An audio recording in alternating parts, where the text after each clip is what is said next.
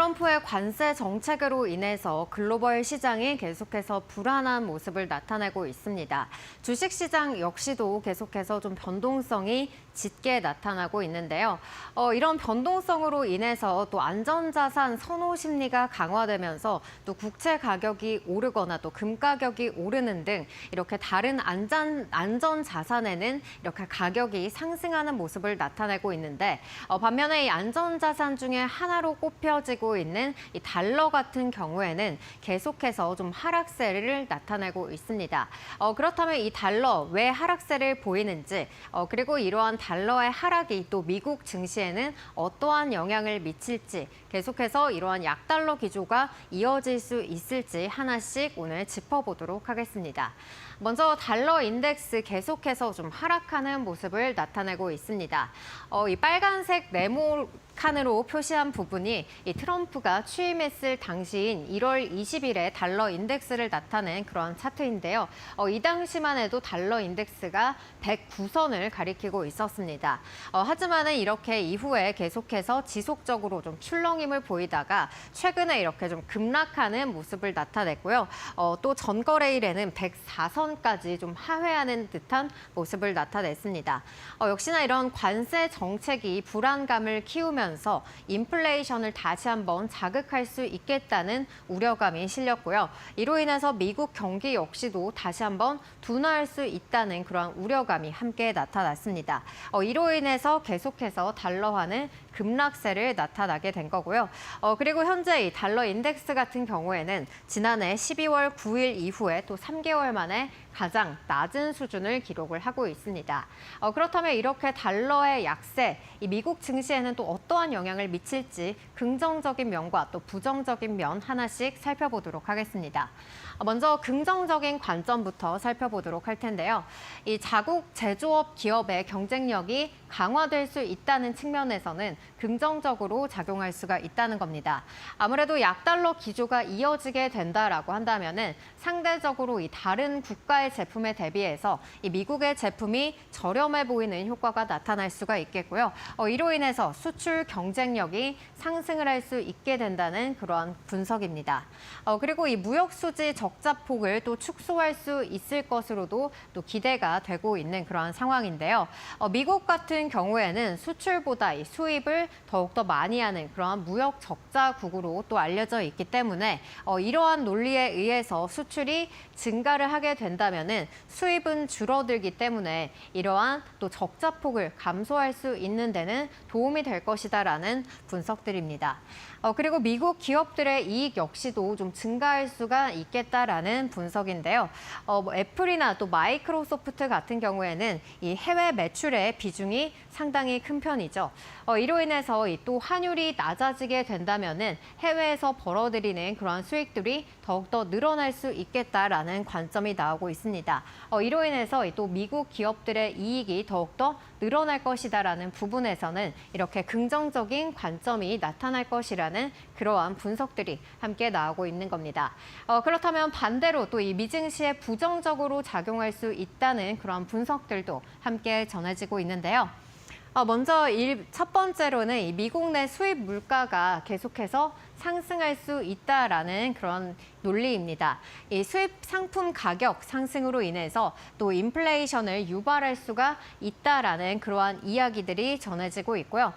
그리고 이 주식 시장의 자금이 이탈할 수 있다라는 그러한 우려감들도 나오고 있습니다. 아무래도 이 달러 가치가 강화가 됐을 때는 아무래도 이 수익이 더욱더 늘어날 수가 있기 때문에 그동안에는 미국 시장에 많이 더욱더 외국인들이 투자에 나섰지만은 이렇게 달러 약세가 이어지게 된다면은 환율로 인해서 수익이 감소할 수 있을 것이라는 그런 우려감들이 또 제기될 수가 있겠다는 거고요. 또 이 미국 시장에서 자금을 빼돌려서 유럽이나 또 일본 시장으로 이동할 수도 있다는 그러한 부정적인 전망들도 함께 공존하고 있습니다.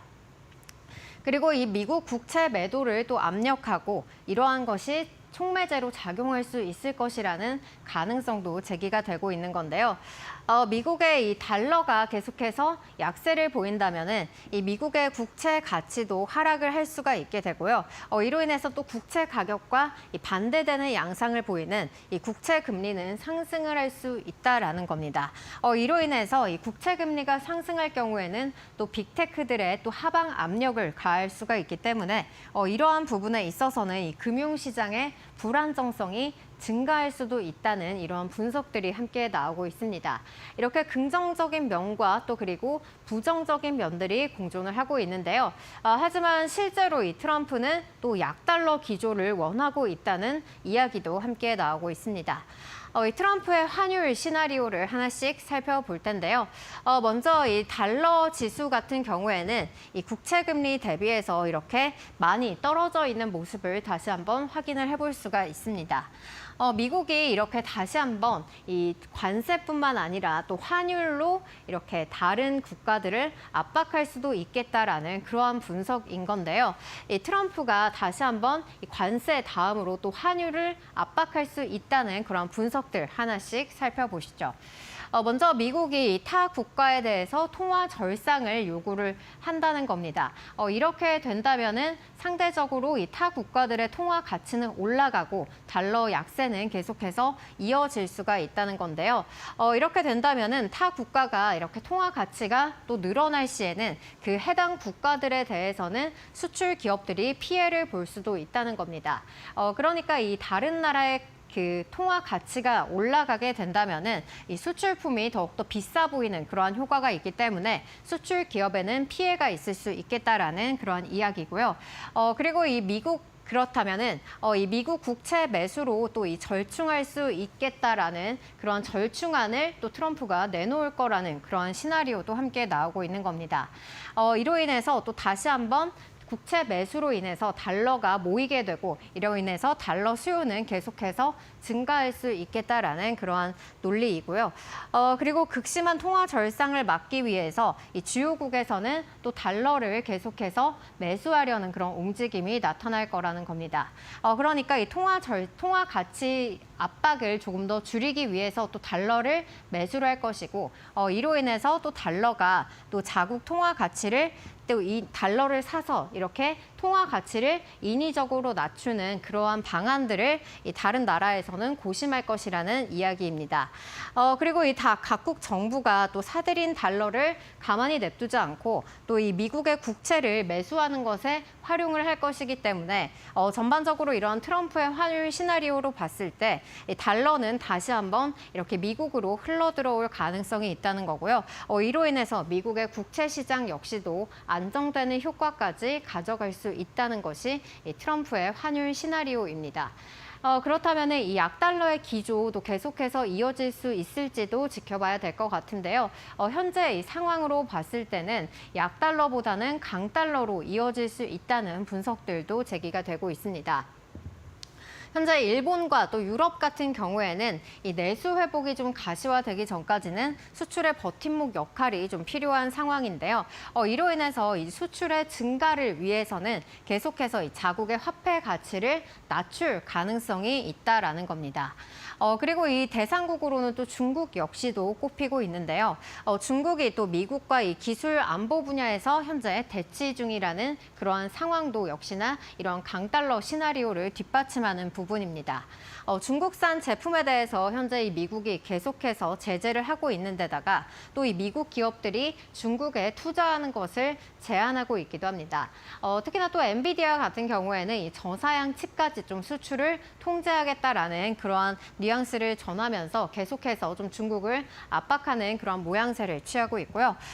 그리고 중국 같은 경우에는 계속해서 부동산 시장도 좀처럼 다시 한번 좀 상승세를 보이고 있지 않기 때문에 내수 경기의 부진이 현재 장기화된 그런 상황입니다. 이 때문에 중국에서도 이렇게 위안화를 절상하지는 않을 것이라는 그런 분석들이 나오고 있는 건데요.